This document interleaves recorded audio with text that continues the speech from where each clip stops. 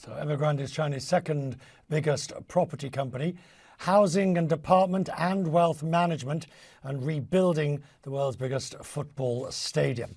It had $110 billion in sales last year and employs 200,000 workers. Tens of thousands of it borrowed money and then stopped repaying. It's on the hook for estimated more than 500,000 apartments to buyers.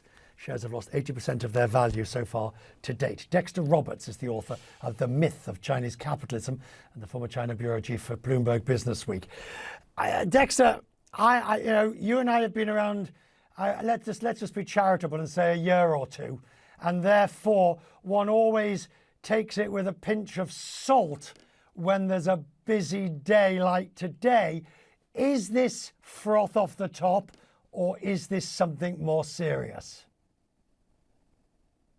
Yes. So I think, first of all, there's been talk of just comparing this and calling it a Lehman moment. And I don't see that.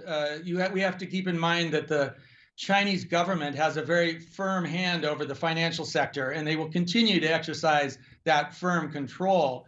What we are experiencing in dramatic color today on the markets is the fact that this is clearly has the potential to really damage foreign investor confidence, and also something I'm watching closely, confidence amongst the Chinese people themselves. So where does this go? Because the transmission of anxiety, that I'm not surprised about. What I'm curious about is if this is going to hit China, then do the authorities step in either to back and bear up Evergrande, because let's face it, they don't want a systemic crisis on their hands, or do they also take the foot off the throat of these tech companies because you don't want to pour petrol on the flames either? Yeah, well, first of all, I think with Evergrande, they're in a very difficult situation. The party has, and the government, which is the party, has made it very clear that they want to rein in this corporate debt profligacy that they've seen throughout corporates in China, but in particular in the property sector. Xi Jinping earlier this year also said, apartments are to be lived in, they're not for speculation, and they want to rein in some of that speculation. On the other hand, they know that the property sector makes up about a quarter of the economy. Household savings, about close to half of all household assets are in property. People use it as a way to park their savings. And so this is a real concern. Again, this could backfire. They've promised to rein in the sector. We've seen it, as you say, in other dramatically in the tech sector and elsewhere. But there is this real danger of overshooting. Right, but Dexter, you see, I guess from the Chinese authorities' point of view, it's fine to say big tech is too powerful, let's rein it in. It's fine to say we need to get back our data privacy, so you start attacking the Alibabas and the J2s and all of those. And it's fine to say you need more education, so you start attacking those as well.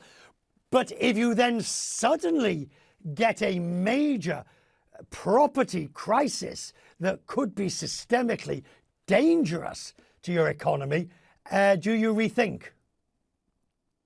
Well, yes. And first of all, housing is another area they've been eyeing for a long time. I mentioned the debt profligacy, but also because it's such a concern of the Chinese people themselves. They talk about three big mountains that are contributing to this wealth inequality in China: education, healthcare, and property or housing. So they want to do something about it, but they are mindful that it is so important to the larger economy. I think they will continue to crack down. I think they would like to make an example of Evergrande.